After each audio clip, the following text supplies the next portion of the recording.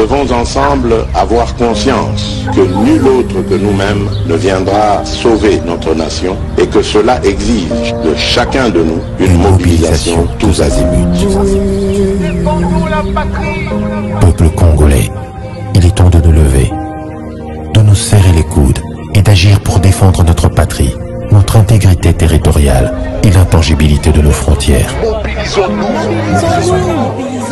La République démocratique du Congo est victime d'une nouvelle agression rwandaise et des actes criminels et terroristes du M23. Ils ont juré de compromettre l'élan de notre progrès, nous diviser et perpétuer le pillage de nos ressources naturelles. Le sang a trop coulé, de vies sont fauchées, notre faune, patrimoine mondial, est détruite. La situation humanitaire est alarmante. Nous avons un devoir sacré de résistance patriotique et populaire.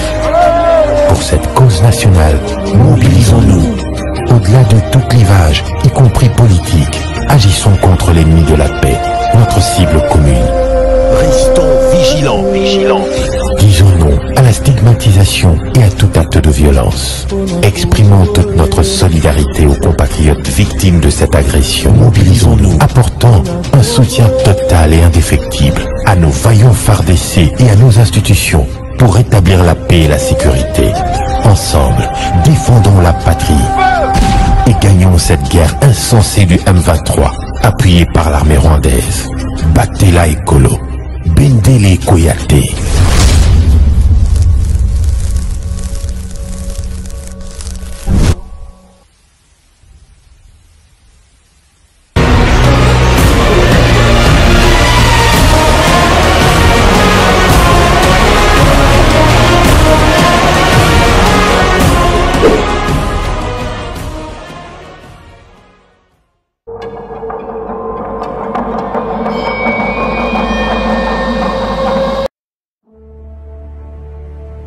Chers téléspectateurs, bonjour, c'est Marlène Malela. Désormais, suivez votre émission Réalité Plus sur la chaîne Le Peuple est d'abord. L'émission en question va nous aider à analyser de faits sur l'actualité de notre pays, qui est la République démocratique du Congo. Mesdames et messieurs, cette émission Réalité Plus nous donne la possibilité de réagir à travers sa rubrique Mituna Nabiso. Bana ya tiangu, ya lukunga, ya moamba, funa. Ozana likambo ezolekela yo na commune na yo. Émission Oyo Réalité Plus et fungoli ba porte na yango. Na o etali bongo o mai, o courant, ba question na bino e kozwa biyano na kati ya émission Oyo à travers cette chaîne Le Peuple. D'abord la chaîne sacrée et panafricaine. Chaque lundi à 20h45 pour la diffusion, mercredi à 17h45 pour la rediffusion, et jeudi 17h45 pour la diffusion, samedi 11h30 pour la rediffusion. Le Peuple d'abord, la chaîne sacrée et panafricaine. Très heureuse de vous savoir nombreux, mesdames et messieurs. Bienvenue dans cette émission Réalité Plus, votre émission sociopolitique et économique. Et puis merci la confiance au la chaîne Le Peuple d'abord. À chaque fois vous allez pour na kolanda ba émission au cabine politique, économie, pourquoi pas sociale et puis musique. Nous sommes tous à la kawana disposés na kati chaîne Le Peuple d'abord. Aujourd'hui dans ce plateau, on va essayer de parler de la politique dans notre pays qui est la République démocratique du Congo. Donc déjà boyokaki information ils allaient vraiment à la une. Moi l'amboka Moïse Katumbi Tchapo et vraiment claqué porte na l'union sacrée. Le bien était à Longwe l'union sacrée.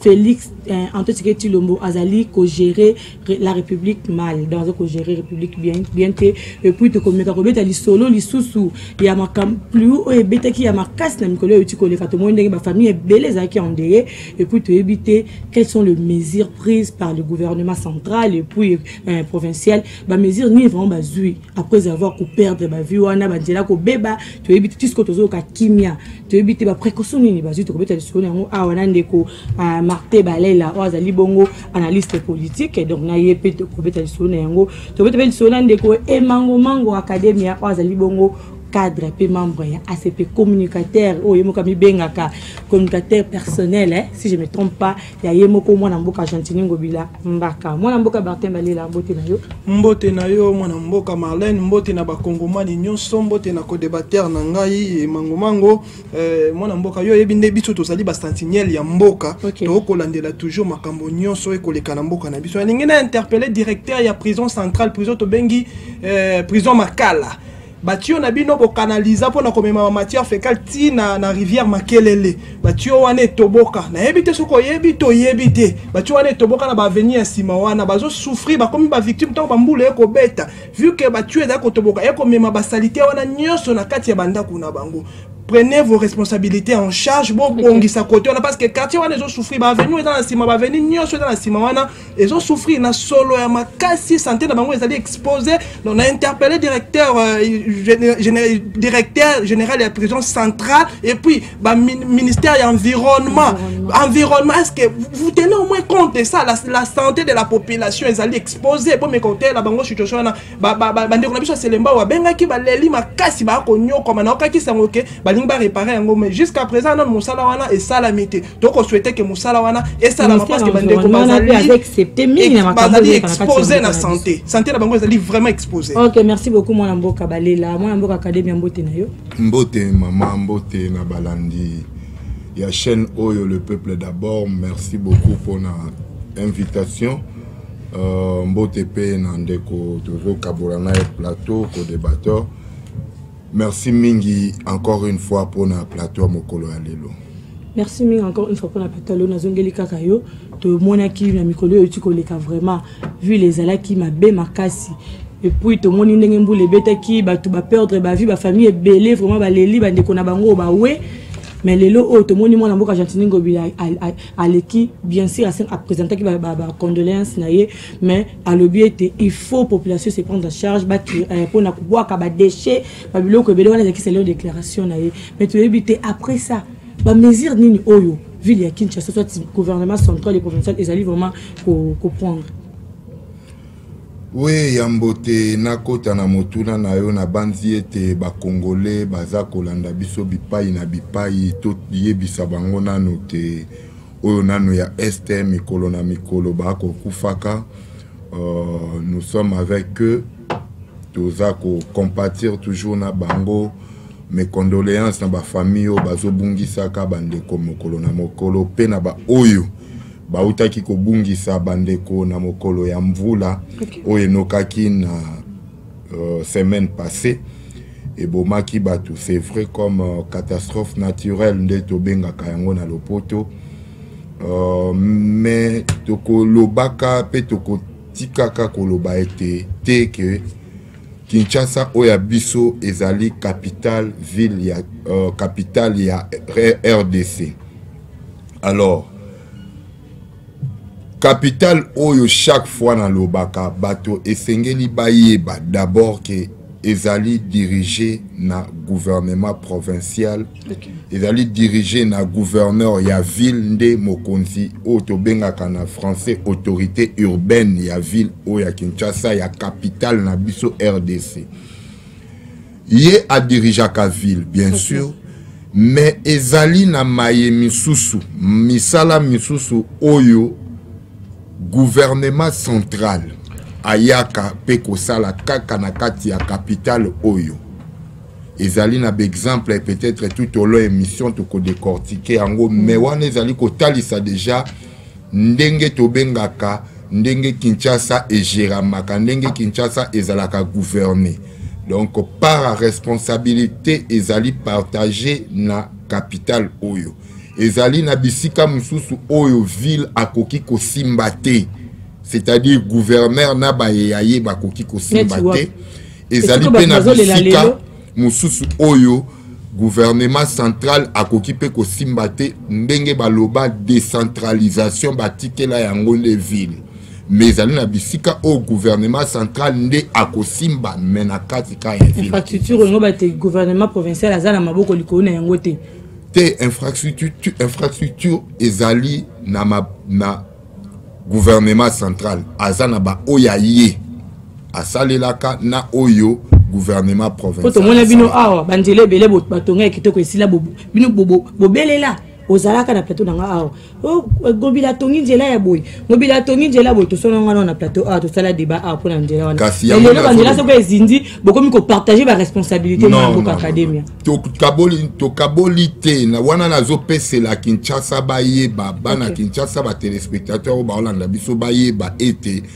ndenge nanu ville etamboka etambolelaka po bato bangi kosopela kaka balobi te wana lokoza ville à Kinshasa seke nyonso ngobila bato bayebi te ke ngobila bandaka awa sukaka awa yango ifona nuko expliquer bato motuno tuningai mbamvule nokaki tokomi wapi na tango oyo wapi papa nzela oyo bukanaki ezali tobengaka ngo route nationale numéro 1 yango nde keti Congo central.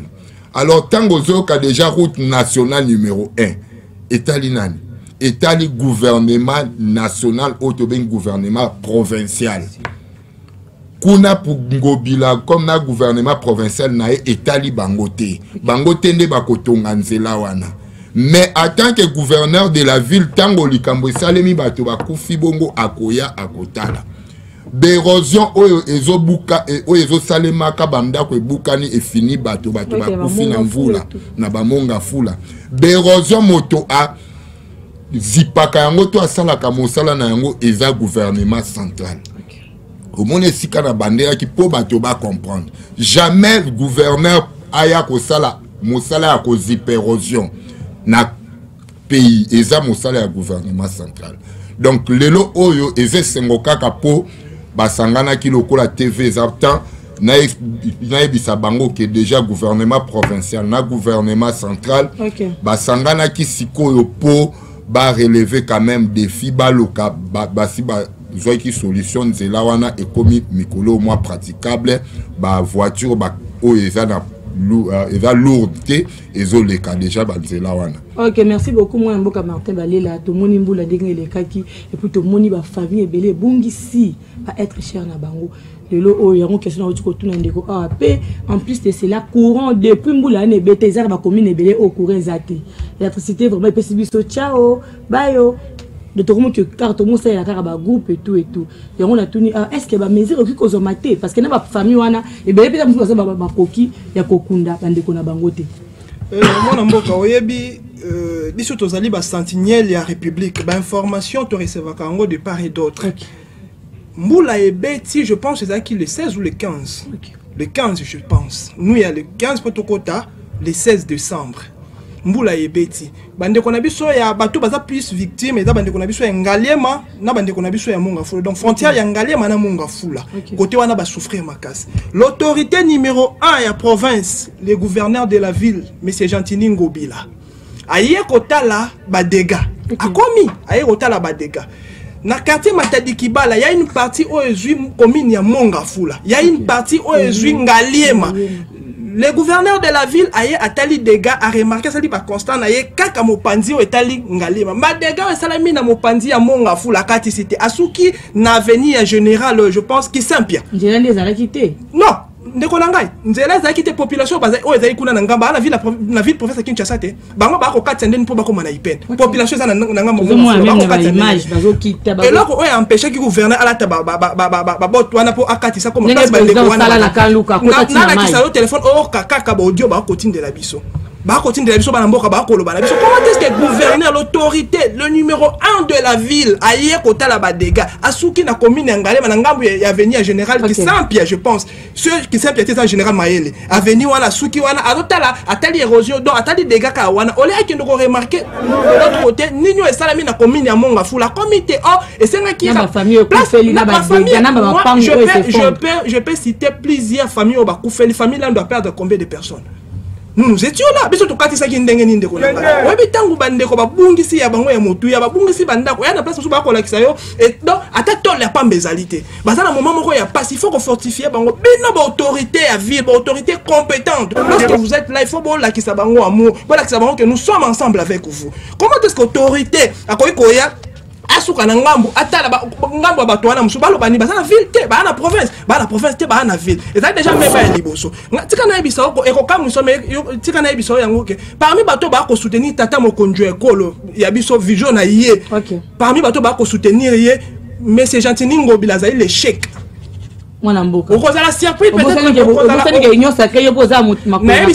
à chaque fois que moi je suis dans l'union congolaise. Nazalaka na union sacrée, union sacrée ezali concept moko conception moko pardon concept moko ya ba hypocrite. Ba sangani ba ye wana ba pharisien ba scribe, ba ye ba se réjouir ba koma o ba koma wana ndeko. Union congolaise cela revient à dire union congolaise cela revient à dire le bien-être des Congolais. Couramment union chez Congolais ezala bien. Ezali porteur ya vision ezali Félix Antoine Tshisekedi na scène ya bato bazingi bazali ba hypocrite tika na bisayo ndeko nanga to kende na faire comprendre yo que non ndeko gentini azali l'échec ya bato nyonso ba ko soutenir tata mokonjo ekolo na biso à part les hypocrites lui n'est pas un hypocrite mais il est classé l'échec na liste ya bato ba ko soutenir tata mokonjo ya biso ekolo ndeko gentini mi pesi mingi lelo komona soko ke na memio na terrain azali na en diagonale ya maison communale ya Kalamu komona lelo terrain on est transformé na ba kermesse. Comme il a kermesse, comment on a quand on a tante, on a commis un village bopeto, village. Est-ce que c'est ce qui est important, c'est ça vraiment de qu'on a pas bon terrain, bande qu'on a biso, oh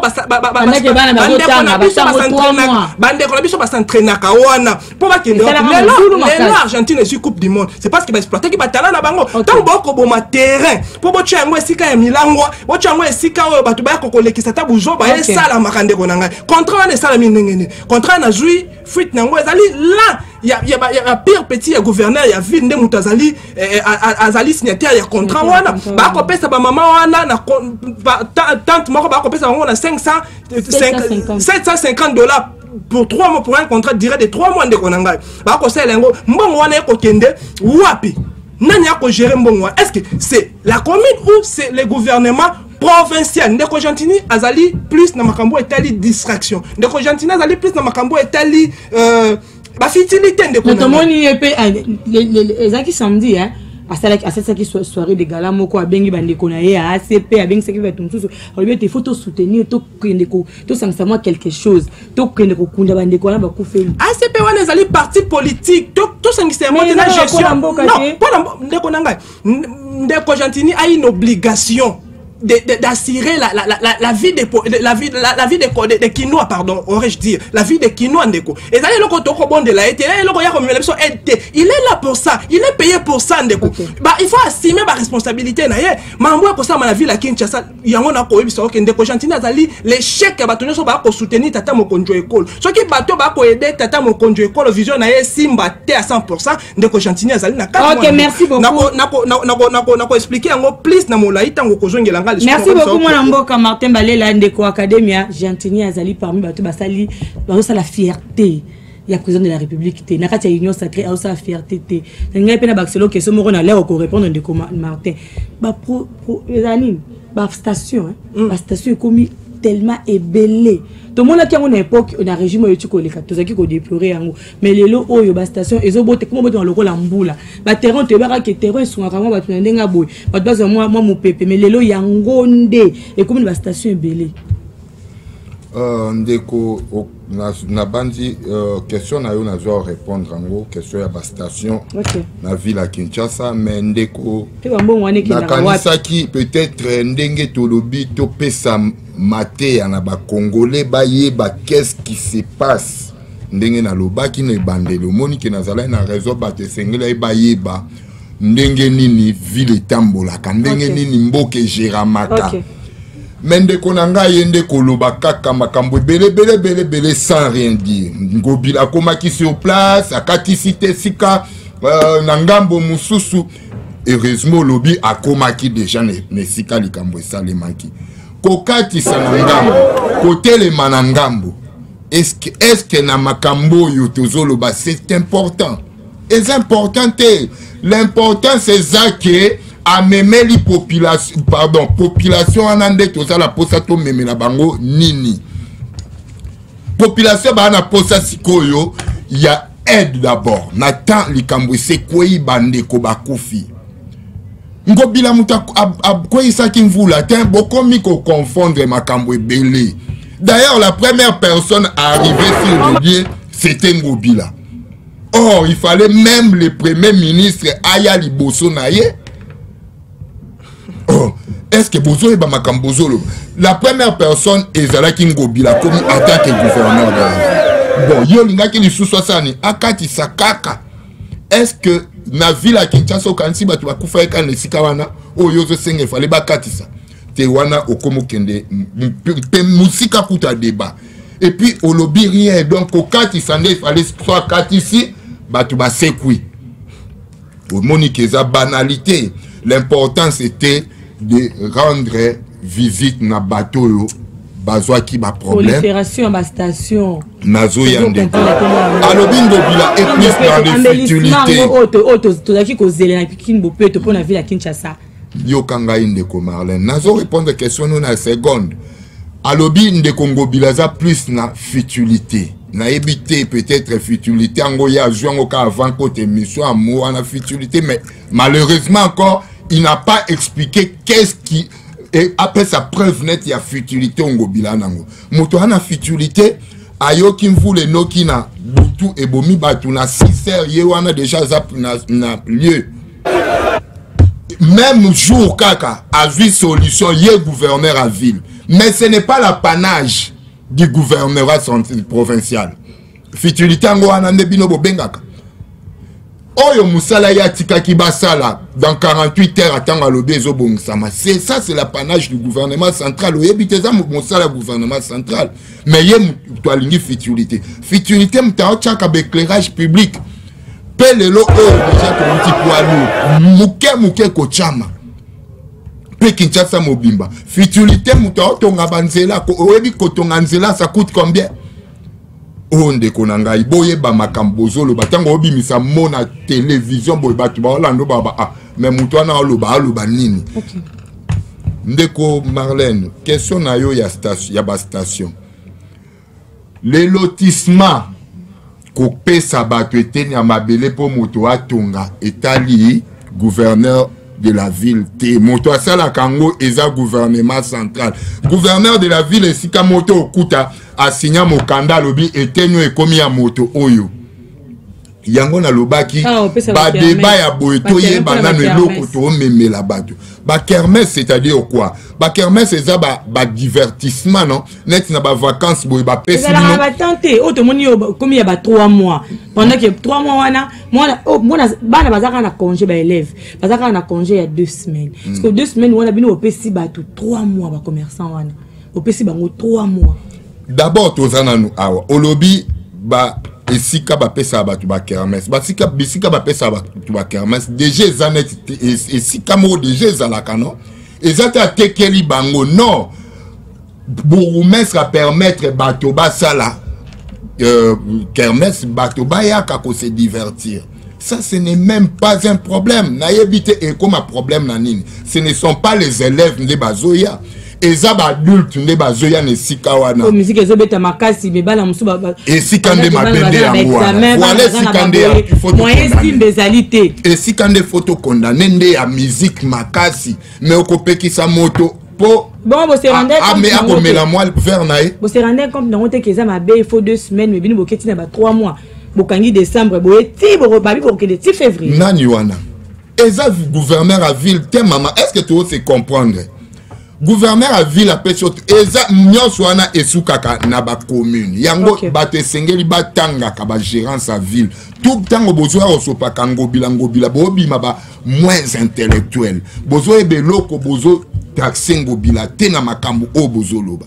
Donc Ngobila pesa moto eternité à ton station. D'ailleurs Ngobila kouti ba station pe a déplorer ki ango lisusu na ministère urbanisme mais bozo tondi saka toujours ba station na Kinshasa. Pembeni ya bandako bato bazo vivre assis à lobaki yango. Donc ba lotissement c'est l'apanage encore du gouvernement central motacha lokolo tonae pour bazo bisika ba station. Pas le gouvernement provincial plutôt le gouvernement central. oyebi ndeko nanga alobi ke to akakoloba makambo te peut-être ezali ezangi motu ya na miso ya population ayebi si biso alobi normalement ezaki premier ministre muta se présenter comme première personne alliée à Badega ndeko nanga laisse-moi t'informer que le gouverneur de la ville il est le premier citoyen de la ville il peut même interdire circulation premier ministre na ville à Kinshasa lobi akola mkalum na tonga lobi pas question le long marche comme ça la matin ni premier ministre n'est pas exécuter yango c'est lui le patron de la ville et non le premier ministre c'est lui qui gère la ville ndeko o koloba lisusu que non est-ce que ça qui est important akatisa na ngambu ndeko parce que po obungi si moko to ya mutu ya ngana ko biso lelo to keneko ezali loko ko betela na ba itando ikete mais to keneko tikela mo bandeko na bilamba ya kolata bandeko bazana ba église etondi na ngambo monga fula. Allez-y voir, donc on comprend au moins un souci à comment le gouverneur de la ville, le numéro 1 la ville a consolé, bah on peut dire ok, tous en abineux, on a prévu qu'il y a un c'est naturel, à quoi interdire en gros la compétence au bout en boule bétabé. Parce que tu n'as mis ça partout, ça m'a raconté dans la République démocratique du Congo. Tu n'as mis dans le Japon, tout le monde en 2012. Comment est-ce que tu n'as mis Boma Batou? Soit dans le Japon et Bomi Batou, on pas n'abissou. Mais prendre les choses, il y a consolation et puis prévoyez, comment dirais-je, qu'on prévoit peut-être certaines choses. Tant l'autorité a commis, on a consolé Bandeko. Bien que Bandeko va couper ma cola moukate, mais na quatrième ma bango consolation et cause. Là, on se poser la question, Banda qu'on a vu son gouverneur à Katinangambouté. A eu ce loco, Banda qu'on a vu son équipe. Donc, on dit voilà, on a l'église. Solution est cause à l'année. Ndeko nangai to za là-bas tout petit ka koya koloba mamuzu peut-être poto kumisa moto to ko défendre non o ezali Congo to kolobela Congo to na mboka mususu te to na mboka kaka o ya biso Congo ba compétence yo ko yebisa biso ke ba compétence oui le ba ko eza ba secteur mususu ezali ya gouverneur de la ville que là c'est normal mais o ya est-ce qu'il assume au moins ses responsabilités? C'est ça, ce sont des questions à se poser. Il assume ses responsabilités dans le secteur. Les Kinois sont fiers de lui. Merci beaucoup, moi, Mboka Martin Balela, Ozali Congo, il faut le Bela Congo, il faut le Simba Congo, Ozali Mboka Nabiso. Mon côté, mon côté, quand côté les marques, quand il y a une élection, tout le monde, moi, Mboka Moïse Katumbi, à qui porte dans l'union sacrée. Donc, à claquer le billet, était à coquille jamais qu'on a la candidat Oyo, Azole la tango iso. Et puis, il faut assister rapidement à assistance si les Congolais, peuple n'est vraiment en danger. Et moi, il faut à cause de la candidat président, moi, l'amboka académie, Malobawana. Oui, merci beaucoup. Na monine de quoi comprendre. Moto, ozolo bien à commune Sikawana, Makati City. Yo zalaki mo ebukana kita wana nzela ezate ya kokatisa yo zalaki te oyo kikaka na matoi soki bazongi si vidéo wana na olaxi même place ngana zaina sima malgré caméra zwaki ngati place bosuka ki obero kaita na ngambu non place to suka ki c'est-à-dire pona kokoma na ngambu ya monga fula nzela wana ezate bango ba population ba eko effrayer nzela sima. Ce n'est même pas important tout le bango na plateau. L'importance c'est assistance déjà commis sur les lieux. Yéwana sur les lieux, n'est-ce pas? Donc, oyangambo ba monie, pe yangambo ba monie, mais ayakite nanda kwa moto, ayakinde ba monaye à consoler bango micro place wana ezaki petit pour tenir meeting. Ayaki tenir meeting, l'important c'était de constater. Makambino bo bazo tangisa kabino na ba parti bozo ya koyeba kolo teni na ye wala ti teni wana eza teni ya consolation te moto aye na place ba dégâts ba tsunami esala même teni ala ti ndeko nanga kolanga to kota ba détail ba ko tangisa biso te na ko ebisa makambo eza réalité nga azali sentinelle ya république o ezali mabe na koloba yango je suis dans l'union sacrée. Je les cache pas, mais je te dis, ezali ya mabe to koloba au monique à quel suna débat moko très banal, je reprends. Ceux qui ont un communicateur ou analyste politique ndeko batangi sakabino, qu'est-ce qu'il faut venir dire? Tenu lelo o na siècle lelo ok sanga tenu. Non, non. Mais bon, comme il le croit, Mukeba, il n'a pas Kankolongo, Bazoé, Makambo, Lobate. Oh, les. Peut-être, c'est ce qu'on appelle la communication directe. Bah, pose même tenir la femme. Est-ce que Koti Kangana Loba? Bozoye Bandete, Makambatan, il s'habille la classe. Et ça va pas si bien former à Makambo classe. Mais toi-même aussi, tu peux développer. Bah, sur communication, la tenue peut qui paka. Mais tant que tu comme vivre si réalité, toyaka kosala oyo batangisa kinga mais na tikali na azako ya lombango amoni moita le alati directement. Qui vous a dit que le long na Kinshasa matanga balata ka noir na loani to lobe no na comme kuna te na pese exemple malela toke na débat peut-être à comprendre ngate na lobité il fallait la ta noir te landanga nani atangisa mno ke na Kinshasa faut matanga balata noir je peux m'habiller en blanc. Nani asala ke na ndenga zoya wana il faut la ta tenir moko soki ndengeni non eza na constitution te eza na loi moko te eza na morale moko te c'est-à-dire nini bino bozoya na makambo bazui babakio na mutu lokwa baobaka mwana mundongo na sepo na comprendre te et mango il faut boye ba makambo mais la télé tenir ya lati c'est la tenue et couvrir okay, l'importance là-bas c'était quoi de prendre de trouver solution pour na batouana ndé faut bo memela ka batu. Mais solution, solution c'est le gouvernement central qui doit maintenant remédier. Ce n'est pas Ngobila. Ngobila est venu constater nos lobbies. Il faut aller à Motoaliboso. Il y a un qui fait Motoaliboso. Mais ce n'est pas l'apanage du gouvernement provincial. Oh, vous comprenez quand tu es couru sur notre question. Minerval profité. Est-ce qu'il a foutu dans le besoin n'est pas na vie il y a Moïse Katumbi pour la chuter. Moïse Katumbi a la liberté dans un pays démocratique. Ce qui a monnaie a postulé comme président de la République, bonne chance à lui. Mengai Nazolo Baboyi. Tout ça, il y a problème. D'abord, il y a qui occupation, infiltration au niveau armé. Il y a pays qui ont vivre na Bangwawa sans base à la tiana Mokanda Oyo. Bon, voici comme motoisa nationalité congolaise, 100% ou pas même une nationalité congolaise, tout comme il est président de la République lobby. Kasi garçon na Moïse Katumbi. Gouverneur. Nan. Nan nga belacteur gouverneur. Kasi yango na lobby, quand wana nyonso ba infiltrer la kabiso bato. Il pas ça parmi bato ba infiltrer voilà. Ah, mwana mboka. Nesiko lelo il faut tozonga na normalité ba yé azan d'abord 100% te boba PCR nationalité. Lobby au côté c'est la biso ba zambien. Et l'on va rendre comme ba zambien belé ba côté sima Moïse Katumbi to comme il na ba problème. Donc eza aza libre ce qui a longwe na union sacrée. D'ailleurs on a union sacrée, on n'a pas besoin de gens comme Moïse Katumbi. Tout ça bateau bazo réfléchir 100% congolais et puis toi avancer parmi les députés d'ailleurs. Les députés il y a union sacrée mais les députés d'ailleurs faire partie bango ceux qui baza congolais nous restons avec eux. Mais baye azane congolais tes problèmes de nazoloba tous on a pas problème apparemment régime le roi elata na roka elamba kala po ezalaka ya batunde ko yiba to mona na époque ya jikaka batno surtout ya bemba bakomaka denishi ba denishaka bango bino pe bolingo sani bo sa moi mboka Moïse Katumbi nini tête na ye akati ya union sacrée non bato oye bazala na parti na ye bako mona ke baklandaye bakolandaye. Et puis président de la République a causé la précaution na ba bakotika na gouvernement yemokonda koyeba wana eza comment on appelle pouvoir discrétionnel ya chef de l'État ceux qui ont tika na bango balutundula ba moindo zangi tout comme ce wana président mais biso to kolobaka ke Moïse Katumbi aza libre akende na ye mais est-ce que aza digne il y a postulé en tant que président de la République. Et pourquoi pas? Il faut sikoyo tozongisa Noël Tchani l'Assemblée nationale. Il faut zonga. Moi mboka Martin Balela Moïse Katumbi a occupé 40 députés plutôt au pays bazar il y a ensemble pour le changement ba comme copé c'est mon Congo. Mais le propos a tenu qui na France 24 et na RFI. Na o etali bongo mona mboka Félix peut-être que tu le lobby était ndenga zawana asali eloko moko te fiasco na fiasco il faut ya na assistance ya peuple na eza en danger.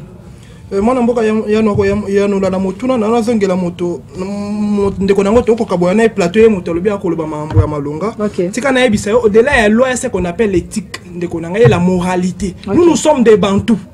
ndeko akufeli oko oyela ye te olati veste to chemise moko otie parfait na yo malasi na yo ye non na bakisela olataka makasa oza bantu ezali kofinga bandeko na baolata makasa na olata chemise oye nango place bato respect na plateau arrêté puis omoni ya yo loba respecté acha makasa na ndima ye akendo consoler bato bana passe. La constitution, il y a ce qu'on appelle l'éthique et la moralité. Donc là ce sont des choses oh yo moko il faut oza nango déjà na moto. Liya ngona fait wana. Nazongi na question na yo mwana mboka pona ko yebisa yo te. Moi je condamne pas à 100% Moïse Katumbi. Okay. Je condamne pas. Tout en étant politicien, je les condamne pas. Parce qu'il y a 3 points en politique, il faut tout respecter, et plutôt mettre en vigueur. Il y a ce qu'on appelle la vision. Tant que dans la partie politique, c'est ce qu'on appelle la vision. On a la cause dans la partenaire, ceux qui visionnent, soit ceux qui je suis, comment dirais-je, je suis libre de partir. Là, c'est normal. On n'a pas la condamner Moïse. Il y a ce qu'on appelle l'intérêt en politique. Il y a ce qu'on appelle l'intérêt en politique. Oui, vision et la vision de père. Mais lorsque les intérêts contrat Ezali respecte, je peux partir tant que parti politique. Là, je ne le condamne pas. Ceux qui suivent ma branche, je ne les condamne pas. Mais il y a maintenant ce qu'on appelle l'honnêteté politique. C'est à ce niveau que nous avons démontré comment est-ce que Moïse Katumbi a sa confiance. Pourquoi? Moïse Katumbi a quitté Kabila. Moïse Katumbi a annoncé en exil que nous avons soutenu Kabila. Pendant que, comment dirais-je, on s'engage qui n'a mon en face. Et puis ndeko nangai tango okutani ndeko na bosololi sur la table bosolo boche makambo nyonso o lolenge na bino boko marcher mokolo moni ko sali susu d'accord te akotambola na ye zongela yebisa ndeko nangai ndenge toyokana ki totambola na yo na moni esimbi te ngai na ki et puis o pa que ça ngai na ki Moïse Katumbi lelo na 2022 a quitté Félix a quitté Félix na plateau. Il n'est pas honnête. Sur le plan politique, il n'est pas honnête. Il y a un problème. La concertation, exactement. Écoutez. Monaki. Et ça là qui filmaki. Mais c'est ce qu'on appelle la politique nocturne, politique Yaboutou. Non, je te dis, c'est que je maîtrise. Moïse Katumbi n'a pas eu le temps d'aller voir son frère Félix Moto Azalaka déjà. Félix c'est un patriote. Félix a reçu un moto. Son moment en consultation, ça m'a même pas comédien, on sait qui va problème. Moïse a ça qui a ngoté. Moïse a renoncé na contrat et na moninga na plateau et puis à l'étranger comme d'habitude comme d'habitude il y a quoi encourager. Il n'est pas honnête na mamuna nyoso Moïse a salaka. Parce que comment est-ce que yokana qui n'auto marché? Yo comprendre que non toujours marché bien te okobi maté okoya ko mona nga oyebi singa ke ezaki boye jaba yamba ki bango na Jean-Pierre Bemba Kabundi azalaki wana basola ki bakana ki bazalaki d'accord bango nyonso mais le niveau maintenant ba fichir et côté wapi parce que il y a certains ministres et ensemble bango ba ko ba ke bazana bango d'accord te na penser à Moïse Katumbi pourquoi bango mo baso comprendre déjà que non tozakana Moïse toyebi ba capacité na ko diriger un pays comme la République démocratique du Congo Moïse akokukate voilà pourquoi bango déjà va comme couper sa position là bango et ça li va débauchage te ezali et là comment Félix na bidena na penser na azana penser à ko débaucher mototé pour gérer mboka o azana penser à ko débaucher mototé pour comme populaire na mboka o en face il y a Félix moi je ne vois pas un opposant en 2023 on peut faire face na Félix je ne vois pas ça analyse moko ya fonté parce que tu es bi banda kala mwana mboka Moïse Katumbi atikala jamais ko lobama be pour de connaître Félix c'est que tout ça va propos et les cas même avant le régime Yakala. Il y a ce qu'on appelle c'est mon frère Félix la risque politique de Konanga. Voilà pourquoi nous avons besoin que la union sacrée et Zali Nabao te benga comme pharisiens, scribes, les hypocrites. Moïse Katumbi le premier lui c'est quoi? Moïse là où il se retrouve à Lingaka toujours yende primé. Moïse à Lingaka place à Zali yende azala. Donc il n'a pas cet esprit là il y a quoi soutenir baninga. Azaki va place belé.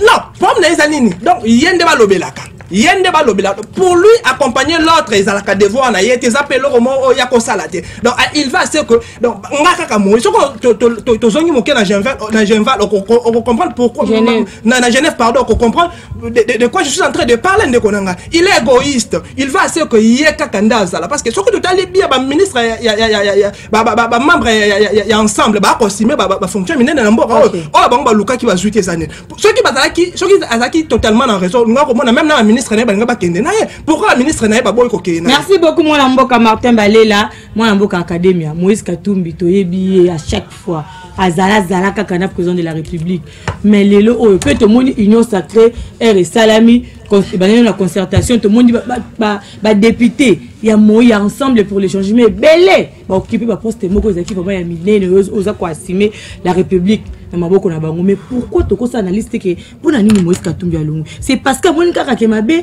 c'est parce que azaka ndenge lobi ke azali hypocrite est-ce que zane loko moko za ko juger na se wana te. Oui, Marlène Nazoya, il y a un sujet très pertinent. Nalingika na yebisandeko. Au moniteur au monde des actes évolue, c'est-à-dire tout change, tout évolue. Mais na Kinshasa ou na République démocratique du Congo, boza na retard parce que boza na nous kokanisa kamaye oyo binomoko ezo utabino na mutu. Or monde ezo kende selon ndenge évolution, il y a technologie, il y a avancée, il y a science des autres salima. OK. Vous comprenez? Pour te dire quoi? Exemple moko très banal. Kalatoyebi tobanda ki kolata par exemple veste na ketchte, n'est-ce pas? Okay. Mais les lots autres la veste na ketchte, je viens dans un bureau officiel. Okoyebi sanga éthique morale. Alors le développement tu comprends que dans le développement l'éthique et la morale ce n'est pas l'apparence, c'est les fonds. OK. Yango nazoye bisayo. Yoko ya peut-être une émission boye sans ceinture au côté tendengo yewano filet sans ceinture, c'est-à-dire tu n'as pas une éthique. Non, on a vu que le développement du Yamakambu est combiné dans le fond du cœur, ce n'est pas ce qui donne l'apparence de l'homme. Donc, vous comprenez, Bila vient rendre visite même au chef de l'État. Lobia Balobaka Etienne Tshisekedi Asalini. Azope Sakabila Mbotena na Moniere. Et Batou Babimaka banal. C'est quoi? Même Bato Bangumba Magano Moni Azope Samotombo Tangumba mais Alongo le chapeau. C'est l'hypocrisie. Les fonds du cœur qui tranchent. Alors, Moïse Katumbi quitter l'union sacrée, madame, ce n'est pas un problème. Il faut comprendre ce n'est pas un problème. Alongwe na FCC accueilli. Alobi na beti pena beta penatia suka kende accueilli. Alongwe aksangani isusu na baninga atiki lisusu bafayulu aye akanga minani na fachi alobi na koti union sacrée. Lelo alobi alongwe. Ce n'est pas aussi un problème. C'est-à-dire démocratie, libre arbitre, na liberté d'expression na asanango. Mais le problème ici, c'est quoi? Dans notre pays, nous ne voulons plus connaître des problèmes qu'on a aujourd'hui. Parce que hier, on avait un président qui nous a infiltré plusieurs corps étrangers. Nous avons un problème aujourd'hui avec les Rwandais parce qu'ils envient notre pays, tout ce que la Bango Est.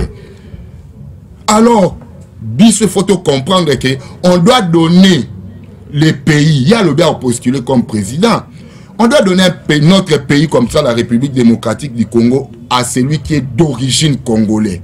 Et non qui a les origines congolaises. Donc il faut moto aza d'origine congolaise. Et ça te le quoi Moïse Katumbi maman naie aza congolaise. Non. C'est la moninga CV. Déjà boyamba bandakala. Toyamba depuis Kalakasité, mais na institution locale la Sénat, nga yango na osenga na Assemblée nationale tingi pululu zongi se lokwana. Mais Mamadou ndala pa bunda awazalaka 100% congolais. Atako tout zongi si angote mais nga awa nazo tele melango déjà parce que lui ne peut pas diriger le pays, ne peut pas être président de l'Assemblée nationale, ne peut pas être président du Sénat, ne peut pas être premier ministre. Déjà dans le bango. mais à longwane ba structure nyonso a kolongwa ça parti na vivre na Congo mais na ba institution na minene yete oh déjà beaucoup ça ya kota déjà ça a déjà dirigé ozo boya wana pona ye déjà sala kasi na temps na ba infiltration kota kati mais si koto comme lukato réparer bateau o ba dirigeant ba pays ba koti ça ba infiltrer de sûreté tout ça la occuper te na ba paya o to yebi moto na makolote moi mboka Martin Balela le to yebi te bloc patriotique déjà existant ozo sangisi moi ba leader politique et belé bazali opposant na baza ko s'opposer na régime oyo en place et puis to équipe sous ba candidat mususu bazali libanda o tozo kala moi ba miomé moi muketo oki kombo moi na mboka docteur oya pris Mukwege to équipe Moïse Katumbi on a s'est prononcé to équipe bango moi belé si arrivé aujourd'hui ba sali bloc patriotique ba lui tu vas sa candidat uni ou à côté mais la bongo moi na mboka Félix Tshisekedi Tshilombo.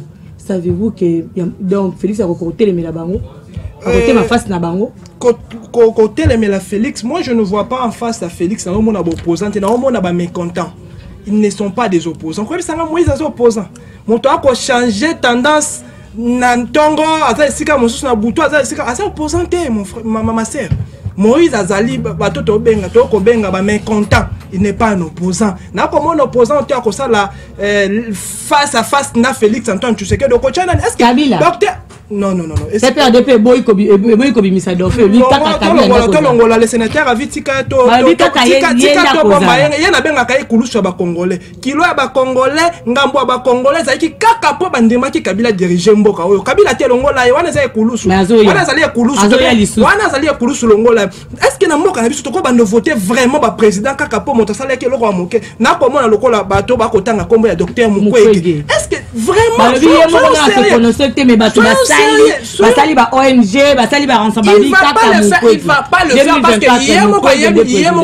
non il ne serait pas en mesure de diriger la République démocratique du Congo. Diriger notre pays ça ne demande pas seulement d'être intelligent madame ou ça technicien de mon qui dernièrement na Roland ou azaka président en France akala président moko France au Kolongwa Sarkozy non pas Sarkozy Nicolas François Hollande François Hollande il wana paye et pas pape tu éviter nini basolo là qui n'a pas c'est normal il est libre c'est un Congolais il peut pas inviter François Hollande ah quoi ça dépend de la relation ça ne dérange pas même au Bengisi pop ça dépend de la relation na bino to ko ça un problème mais moi je pose seulement la question est-ce que to ko voter moto kaka pour peut-être traiter qui ba maman ba sala qui violer. D'accord, donc commissaire président de la République, non, nous avons besoin de techniciens, nous avons besoin de bateaux, il y a réalité, il y a un mot cannabis, mon quoi, il y a réalité, à partir mon quoi, un mot cannabis, mais il y a réalité, un mot cannabis sauté. Alors déjà candidat, on a comment on a que non, et composé, bah écarté, mais à coller qui s'attend à pamba, peut-être sur l'ingato de sa CV, c'est normal, les alliés, to na mona qui frère Nangawa, cette qui combien ça là qui en gros, c'est normal, soit qu'on ça là, qu'on fout à 100 000 là. C'est normal madame donc comment on bisanga Moïse Katumbi à cause là vraiment pour faire face na Félix soyons sérieux qui pèse je vous dis moi je pensais peut-être tu allais peut-être citer Jean-Pierre Bemba peut-être comment on a Bemba peut-être ceux qui Bemba comment on a peut-être Muzitu parce que Muzitu non seulement il est intelligent mais c'est un technicien. C'est un technicien, au-delà d'être sage ou intelligent, non, dans le lobby, peut-être, sur le Kinga Bango. Parce que voilà pourquoi on a besoin de citer au-delà d'être sage et intelligent, il faut être aussi un technicien. Moto a une réalité, moto a un langage congolais. Moïse a eu le langage congolais. Moïse a un problème pour maîtriser mon cannabis. Comment dirais-je, superficiel mon cannabis, ils ont posé nos problèmes. Ils ne maîtrisent pas ça. Nous ne pouvons pas penser ça. Il y a une question. Pas de presse. On a une question. Est-ce que Félix Tshisekedi peut se tenir face au bloc patriotique? Il sera capable de se tenir.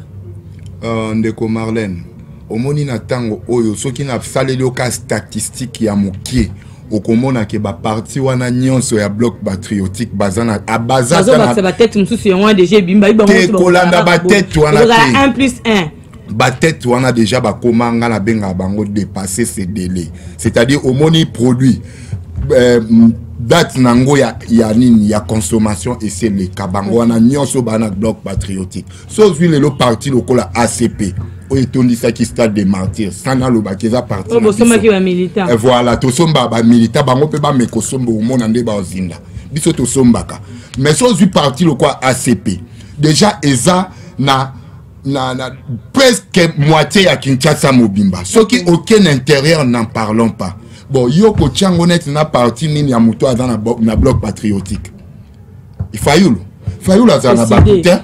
Et si de très costaud. Basali marche l'obia 1000 personnes. Congrès des Osama, mais plein. Non. Congrès des Osama. Katumbi Yoka. Katumbi à Kotika la Kokoma et l'Okote Namboko Lisusu. Kabila mtape sa ka chance. Ba mekozong sena Kabila olia comprendre sa lecture bien à comprendre le PKT. A lingi Lisusu ya kozinda. Donc, okay, bloc patriotique, on n'a aucune personne par rapport aux élections 2024, tout le monde enrôlement le 24 awa, pas de qui s'enrôler. Déjà, quand Kangana Kotinda, ba militant à parti Nangai, ACP, ba Congolais, Nyon Sobo Kende ko s'enrôler, il y a élection. Donc, Botiako tout tembete élection zali, oya ko continuer na tembe o. Nani nang ba comme fait bengena nanga junior et obo et talibino bo kende ko s'enrôler bo sanctionner ba oyo basali mosala bien te et puis to pesa liso sous deuxième mandat na Fachi Beton mo kwantumbolo. Merci beaucoup mon Mboka Academia et Mango cadre ya ACP parti cher plutôt ya mon Mboka Gentiningo Bila mon Mboka Martin Balela votre mot de la fin par rapport aux élections 2023 plutôt ni la bac 2024. Non, moi je pense que Toloba qui engwa douta qui sur Maloba na biso baki que IDPS a ko raté nyonso mais IDPS a ko raté l'élection parce que IDPS atambwisi bato bimisi bato na ba marche kaka pona ko lité tozo ba élection.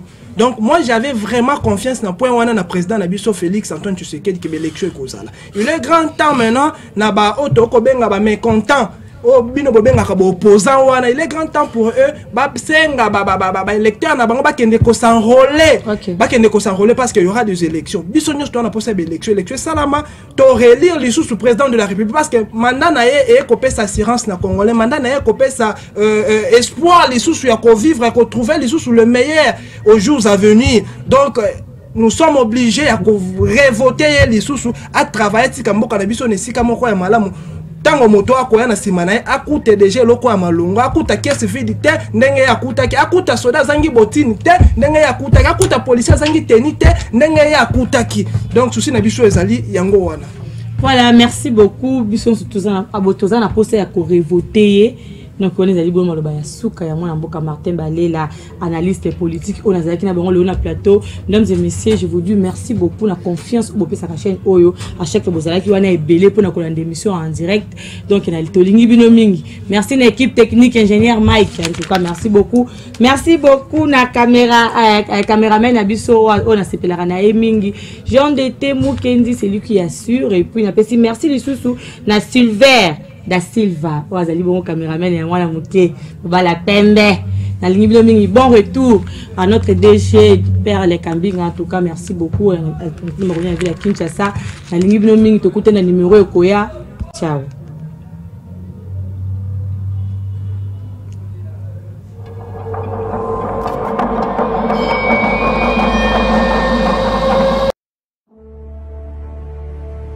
Chers téléspectateurs, bonjour, c'est Marlène Malela. Désormais, suivez votre émission Réalité Plus sur la chaîne Le Peuple est d'abord. L'émission en question va nous aider à analyser des faits sur l'actualité de notre pays, qui est la République démocratique du Congo. Mesdames et messieurs, cette émission Réalité Plus nous donne la possibilité de réagir à travers sa rubrique Mituna Nabiso. Bana ya Tiangu, ya Lukunga, ya Moamba, Funa. Ozana likambo ezolekela yo na commune na yo. Émission Oyo Réalité Plus et fungoli ba porte na yango. Na oyo etali bongo o mai, o courant, ba question na bino e kozabiyano na kati ya émission Oyo à travers cette chaîne Le Peuple. D'abord la chaîne sacrée et panafricaine. Chaque lundi à 20h45 pour la diffusion et mercredi à 17h45 pour la rediffusion. Et jeudi 17h45 pour la diffusion, samedi 11h30 pour la rediffusion. Le Peuple d'abord, la chaîne sacrée et panafricaine.